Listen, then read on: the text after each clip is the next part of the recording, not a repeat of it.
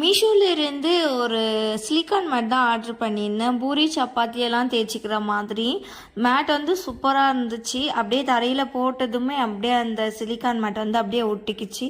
நம்ம சப்பாத்தி பூரியெல்லாம் தேய்க்கும் போது பார்த்திங்கன்னா நகரவே நகராது. சூப்பர் தான், ஒர்த்தபிள் தான். ப்ரைஸ் பார்த்திங்கன்னா 125 தான்.